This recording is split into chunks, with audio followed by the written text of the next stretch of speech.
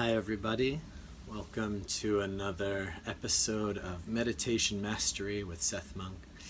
I'm happy to be here as always, and I hope that you're happy to be here too. It's always nice to begin the practice with a little bit of gratitude, a little bit of happiness, a little bit of joy. When we feel joyful that we're practicing, we know that we're setting ourselves on a good path, that we feel good about ourselves for doing this. It really adds some extra juice to the practice, and it also really trains the mind to see what we're doing as something positive. It makes us want to do it more because it feels good, and because we know that it feels good. So congratulations for taking these great steps for yourself, for your own mental and spiritual health, so to say. And keep it up, keep going. So I this morning went to a spiritual service at a place called Unity on the River in Amesbury, Mass. And the way that the spiritual service went today is that they led a meditation at the beginning. And we sat there for, maybe about 20 minutes and just kind of relaxed. And then they had different people come up and almost do prayers for them, that they'd come up and say what's going on with them, what are their difficulties in life right now. And then they would send these people prayers, and we together as a community would kind of hold them in our thoughts and in our compassion. And during the meditation portion, as I was sitting there, first of all, I have to say it was nice for me to, for once, being on the receiving end of a guided meditation instead of giving it. But what happened was that I started kind of sitting in my own practice, and I really felt that, the way that I actually meditate when I'm doing my own practice is a little bit different than the way that I teach. And there's reasons for that. It's kind of because over time I've just developed my own way of doing things that works for me, that's associated, that my mind is associating with peace and relaxation. And it's something that it's actually kind of hard to teach because there's a lot of just feeling it out involved, and there's not so much actual steps to it, more just because I'm familiar with what that place feels like. I just kind of put my mind there and just kind of wait and rest until everything kind of forms around it, and then it drops in by itself. But I thought that I was, maybe doing you guys a little injustice by not at least sharing a little bit more of how I actually practice versus the steps that led up to it. So what I've been sharing with you guys up till now, it's very much the steps, it's the understanding, it's the basic framework of meditation. It's kind of like the tree that you climb up and then eventually you have to fly, so to say. So while I was sitting in the meditation today, I kind of noticed what I do being a little bit different than what I teach, and that I actually just bring myself into a place where I feel happy. That I sit there in the meditation when it's my time for my personal meditation, that I sit there and I smile, and I just allow the happiness to kind of flood into my mind.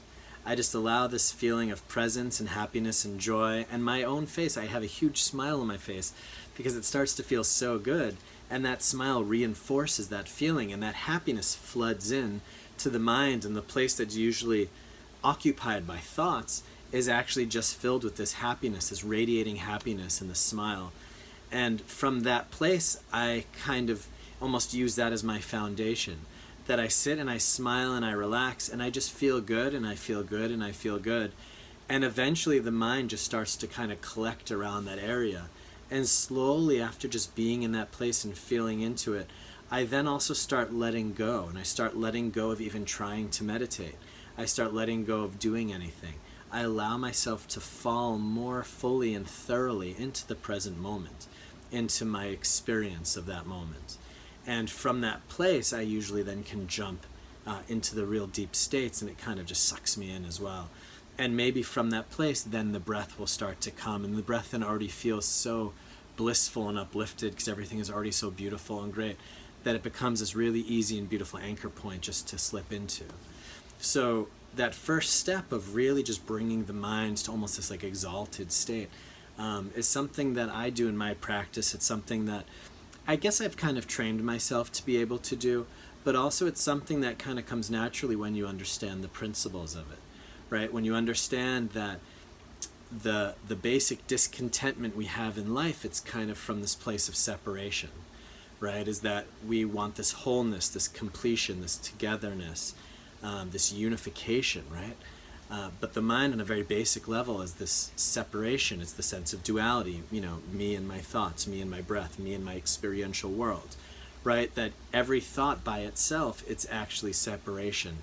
Every perception that you have, in a way, is separation. It's a duality. There's a dualistic nature to perceiving. So to sit in that place of happiness, it kind of just starts allowing everything to be okay as it is. Everything is allowed, everything belongs, everything feels good, there's no problems. And from that place, the kind of duality, the perception, the discontentment of the mind starts to kind of fade away. And as everything starts to come together in this really beautiful and positive space, I would say, from there, then the mind is happy to be where it is. It wants to be there. It's interested and curious in that space. It wants to go deeper. It wants to explore, right, very naturally. It wants to kind of get more of that feeling.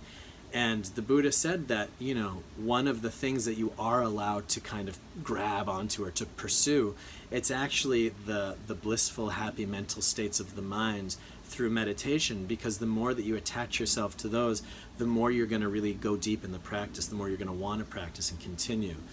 It's actually funny because I read this book, Eat, Pray, Love, a few years back.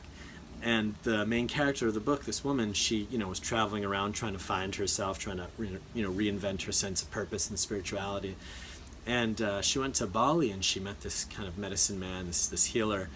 And he taught her a very secret meditation technique. And that was just to sit and to smile.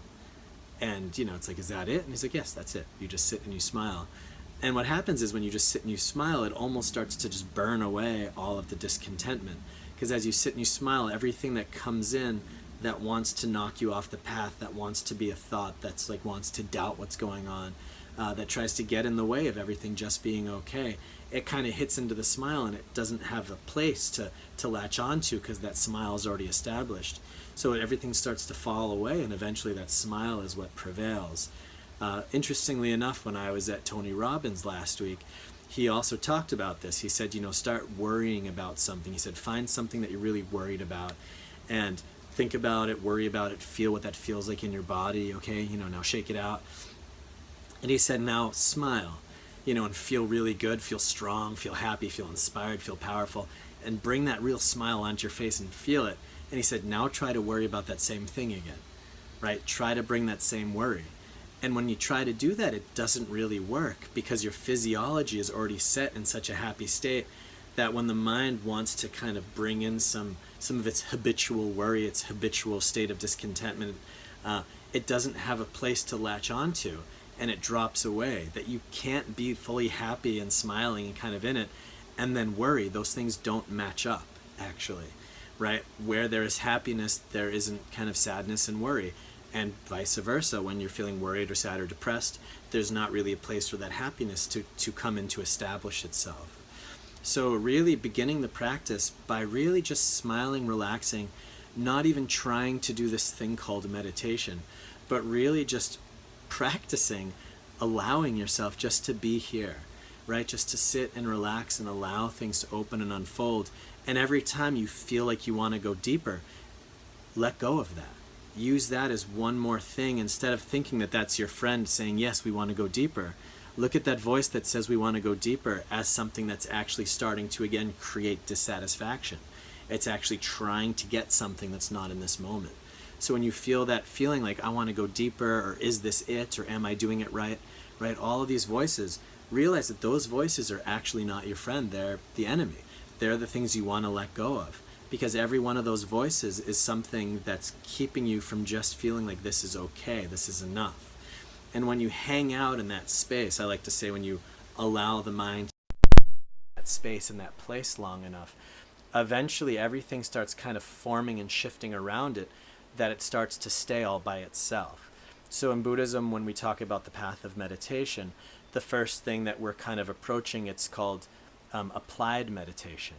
And that's that you're kind of applying yourself to it, right? That there's a bit of a process that, okay, I'm smiling, I'm letting go of things, right? I'm kind of doing something, as it were, right? It's almost like an active process of letting go and relaxing. And, it's actively relaxing, right? It's actively getting the mind into that space. But then there's something that happens, which is called sustained meditation. And that's when it all kind of just clicks in by itself, and then you're really not doing anything anymore. It's almost like once you've kind of balanced the mind, you can kind of step back and the mind just kind of stays in that balance all by itself. And it's almost then at that point more just these little micro movements, right? It's almost just more of when you're more in a balanced mind state, just feeling what feels good. Where is my bliss? Where is my peace? Where is my relaxation in this moment? And then the mind just starts sinking down into those states by itself. It follows what feels good. It wants it. It gets kind of sucked into it, pulled into it, kind of microscopes. But it's also that it's becoming more subtle and refined. Yeah, that actually these states of peace and happiness and contentment and bliss, those are actually refined mental states. And you could think about it in terms of any mental state, any emotional state that makes you feel more spacious, more connected, more lighter, more joyful. Those are all refined states because they're making you connect to the perception of unity. You're connecting to this perception of, right, if you think about what is love, love is this feeling of connection. That's why we like it so much, is because we feel connected to something. What are the states, the gross mental states, right? So if you have the subtle and the refined, then you have the gross ones. What are gross mental states? They're things like anger, right? Things like sadness, things like doubt, things like aloneness, anxiety. All of these states that make us feel more separated, right? There's me, and then there's this thing that I'm angry at, and we're different, right? I have this sadness, it's my thing. That all of these states that create the feeling of separation actually create suffering. They're actually negative states. Whereas all of the feelings that create more of a sense of connectivity and more of a sense of unity, more of a sense of oneness, those are actually all positive states. And those are more refined, uplifting states. And those are the states that you can ride the mind deeper and deeper into the meditation with. So I would really give that as my advice today, to say, I've been training you guys to go through the body and relax it and then go to the breath and feel the breath and all of this. But I would also say, maybe for my meditation video after this, that we'll try a little bit different in terms of really just relaxing, smiling, allowing yourself to be there. There was somebody who was coming to our monastery in Germany, and she was following my teacher, and then I didn't see her for a couple years. And she showed up again, and she said, I found this new teacher. He's amazing. And I was like, oh, what does he teach? And she said, yeah, he teaches these really deep meditation states, these deep absorptions into the meditation. But his method is different. And I said, well, what's his method? And she said, he just teaches people to smile. Yeah, that he said, I don't teach you how to meditate. I'm just going to teach you how to smile. That you'll go on a meditation retreat for a week with him. And he said, I'm not going to even talk that much about meditation, but I'm going to teach you how to smile. And if you can just sit there and smile and relax, all of the rest will kind of just come together and work, and it'll happen. And this is a really beautiful way of explaining it that I think you would all benefit from kind of, taking in and really making a part of your own understanding in your practice. And during this meditation that I had today, as I was meditating, and I got really deep, so I got to that place where the mind kind of dissolves into itself and everything becomes kind of one, and it's just this really beautiful, spacious, uplifted, clean, clear, yet expansive and blissful place. And I had the feeling that, it's as if I'm sitting on top of a tower, right? I'm sitting on this big tower, and I'm sitting in the sun, and it's just this beautiful, relaxing, amazing place to sit. And then I'm looking down, and I'm seeing everybody running around in the city below, and it's kind of like dirty, and it's cloudy, and it's busy, and it's, dark, and it's unhappy. And I'm kind of saying to people like, hey, there's an elevator, come take the elevator and come up and sit with me. Because it's really this feeling that when you get into these deep meditative states, when you really get into them, you realize that you are one of the few lucky people on this planet, the few lucky people that have ever lived, that really know what true happiness, true peace, true contentment feels like. Because it's truly a state that only can happen within the mind, and only when the mind really starts to unify and then also disperse into itself. That when the mind really starts to absorb into itself, this feeling of total peace, total happiness, that everything is just one, all of the problems melt away. It's almost like sometimes when I go camping, I have my sleeping bag, and maybe sometimes it gets like sweaty or rainy, or it's kind of in this bad state. So I take it and I open it and I hang it outside in the sun. And as the sleeping bag just sits in the sun for a while, it starts to kind of just get cleaned off, that all of the moisture evaporates, that it really gets, this nice, almost a hardened, clean feeling to it, because all the moisture is gone and it's really just this nice, dry, usable material again. And that's kind of how I feel in my meditations, is that in my daily life, it's kind of this worry and this stress and this movement and this busyness and the separation, and even you wake up in the morning and your mind is spinning, and maybe some of you wake up and you turn on your phone first thing and you're already going into that virtual world. You're already creating these places of separation and busyness in yourself. Maybe some of you have trouble sleeping even, that follows you even into the restful states and then kind of follows you into the morning.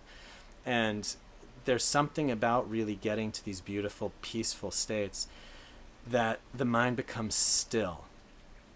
The mind becomes still, and it becomes peaceful, and it just stops and it rests. And it is the biggest relief.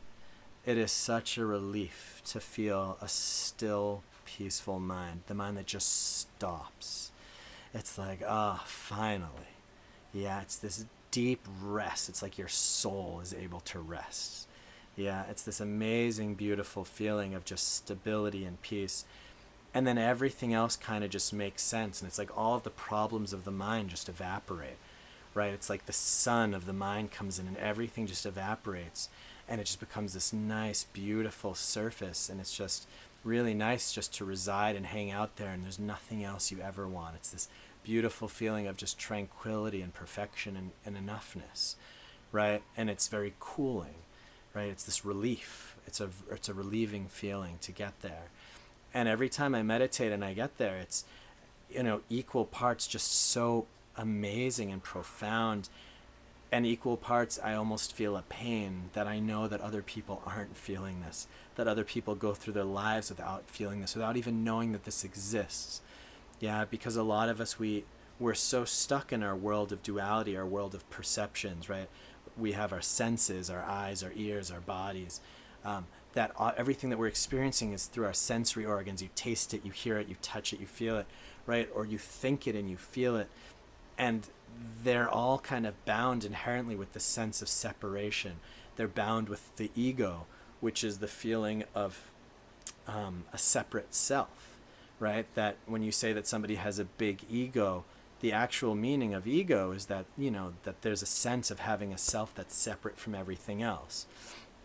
If you zoomed out of the earth, everything on that earth would be earth stuff, right? If you zoomed out into the universe, everything in front of you would just be made of the universe, right? So when you zoom in and you see a human being, this being is also just made of the earth. They're just made of the universe.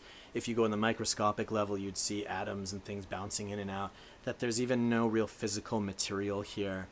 We're breathing in air, right? It's becoming our blood. We're breathing out our gases. We're drinking water, and all these physical substances are moving in and out. And if you really look closely, even our body, it's not a solid thing. It's a river. It's connected to all these things that are moving in and out. And the mind is the same way. We take such pride in our mind and the things we know, and we fight about being right. But even think about this video, I'm talking to you, I'm giving you new information. That information is going into your mind, and now that information is becoming a part of you, right? So this thing that I'm giving you is now becoming you, right? So even the thing inside that you call me, it's actually an amalgamation, right? It's all these different pieces that have come in throughout your life, these bits of information or experiences or conditioning that you kind of take as yourself.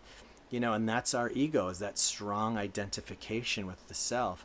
But when you really look closely, even the stuff inside of yourself, it's just coming and going. You get new facts and beliefs, and they come and then they go. I was with some kids and I did a retreat, and I'll try to do something like that for you, and we'll just do it like this even. Here's an easy one, right? So here's a rock, okay? So this is actually a big emerald. If you look closely, you could see the green on it, right? So look at this, okay? And now say, in your mind, that's an emerald. Okay, so again, it's a raw emerald. Okay, so what is this? Emerald, right? This is a big emerald. Okay, so now that understanding that this is an emerald has become a part of your mind, right? It's become a part of your reality that this is an emerald. Okay? So now I'm going to say to you, I'm lying. This is actually a piece of serpentine that I found at Mount Shasta, right? So what is this? Is this an emerald or is this serpentine? Yeah? So now you say, oh, okay, it's not an emerald, it's serpentine. So this part of your mind that was so certain, the part of your mind that said that's an emerald, right? This thing that I had given you, that you said this is now reality, this is right, this is how things are. I've now just shifted it by giving you a new piece of information. Actually, this is serpentine, not an emerald, right? And how many things in our own mind do we take to be certain? Do we take to be the way things are? Do we take to be reality? Do we identify with it because that's how we experience, or that's how we've been taught, or that's what we know? But actually, if you look closer, or if you allow new information to come in, you'll see, oh, it's actually not like that. Again, the story that one of my teachers, Achan Brahm, said about the frog meeting the tadpole. And the frog says, you're going to love dry land. And the tadpole says, what's dry land? And the frog says, it's what happens when you get out of water. And then the tadpole says, what's water? And because the tadpole has been living in water all of its life, it doesn't even know what water is, let alone dry land. Yeah, and it's the exact same thing in meditation, is that you've been living in the world of duality. You've been living within your ego. You've been living in this sense of separate self for your whole life so strongly that when I talk about states outside of that, you're like, huh? Because you don't even see what you're in to begin with. So when you really start making these meditation experiences, and then your sense of self, your perceptions, your identifications start peeling off, and then the mind really starts to drop and unify into itself, you make an experience that all of these things that you've identified yourself with your whole life, because you've been experiencing them, aren't actually a reality. They're not an absolute reality. They're just a perception based on where your mind resides, right? But when you make these deeper experiences of meditation, you really get into a place where you experience, you really see that everything that you call you, all of your perceptions, your thoughts, your feelings, your personality, all that stuff, it's not really there. It all drops away, right? And then it just becomes kind of like this illusion that it comes back and you see it again and you're like, okay, you know, I'll take that stuff as seriously as I need to because it still can create some suffering in itself, but actually it doesn't affect me the same way. You see it all as kind of like a game or like a dream, that it's kind of there, but it's just very ephemeral. It's not a big deal. And this is kind of the direction that we're going into when we start making meditative realizations. It starts also shifting our perceptions. And again, when you get to that space, when you're in that place of unification of the mind where everything drops away, it's incredibly peaceful. It's incredibly blissful. It's such a relief, right? And that's why when I teach meditation, I already from the beginning try to build those qualities in. I already try to build in the quality of relaxation, build in the quality of spaciousness, build in the quality of happiness and peace and joy. I try to already build in the qualities, because if you just follow those qualities deeper and deeper and deeper, eventually that's what you're going to find naturally anyway, right? So again, I feel like I'm trying to set your mind up into a specific place, and then I'm letting go, and I'm waiting for you to get your mind that it can stay there all by itself. And that's when it's going to really drop in and kind of unify and come together and absorb into itself to reach these really deep and profound states. And it's really worth it. And even if you're not getting there right now, even if you've never even been there, you hear me talking and you're like, wow, that sounds amazing, but I've never even been close to that. I must be a failure at meditation, right? Or it's just not for me. Those are all ridiculous, untrue thoughts, right? Those are limiting beliefs. And there's also something important for me to share, that every time that I meditate, right, this morning when I meditated, I smiled and I brought myself into this really beautiful, peaceful state. But then I had to just hold my mind and rest there. And thoughts were coming and things were coming in. But because I'm familiar with where my mind needs to be, I could just hold it there and wait. And eventually everything else dropped away, and then the mind was able to really be there. If I wasn't familiar with that state, I would bring my mind there and all these thoughts and things would come, and I would go with them and I would let them knock me off. So it's not because like I'm an expert at meditation or something, I never have any thoughts, but it's more that I know where to get my mind, and I know that I can trust, that I bring my mind to where I know it needs to be, and I just smile and I wait for all the noise just to stop. Yeah, and it's the example that I sometimes give. It's like if you jump into a swimming pool and then all the water starts sloshing around, The way to still that water isn't by slapping down the waves. The way to stop the water is by stopping yourself. That if you rest and you stop and you become still, all the water around you will become still all by itself. And that's the trick to meditation, is that everything you're seeing in your meditation, it's actually a reflection of what your mind is doing. So if your mind is busy, if your mind's trying to grab something, get rid of something, everything around you is going to be spinning, moving. It's going to be agitated, irritated. But if you just stop and rest, that stuff's going to keep vibrating, but it's going to slow down, it's going to come up, and it's going to come up, and it's going to just stop all by itself. And eventually all that's going to be left is that place of stillness and peace where you've brought the mind to. So that's also why something called maybe like trust or faith is important in that, because you have to just bring your mind to this place and smile, and your doubts are going to try to derail you, and you just have to ignore them. Yeah, you're not interested in any of your thoughts, you're just interested in your smile. Yeah, you're not interested in doing better in the meditation, you're just interested in being wherever you are right now. Yeah, that you're building the qualities, the conditions of the meditation, the smile, the release, the allowance. And that's eventually all by itself naturally just going to bring you into that deeper place. So I'm going to try to lead you in a meditation with those qualities involved after this talk. And I really hope that you look at that in yourself, and remember that meditation is not about getting more things, it's about letting things go. So some of the most profound meditations I've had is when I've stopped trying to meditate. That I've gotten deeper and deeper and deeper, but I was still not able to really drop in. And then I said to myself, well, don't even follow the breath anymore. Don't even try to meditate. Just sit here and relax. And that's when the mind actually dropped in. Because then I stopped trying to meditate and I started meditating. Okay? So thank you for listening to the talk. I hope I gave you some helpful tools. Thank yourself for being here. Thank yourself for putting your mind in this positive space once a week or multiple times a week, getting yourself in the right direction, building up this motivation. This is really going to help you if you keep up your practice. So really thank yourself for doing this, and I'll see you in the meditation.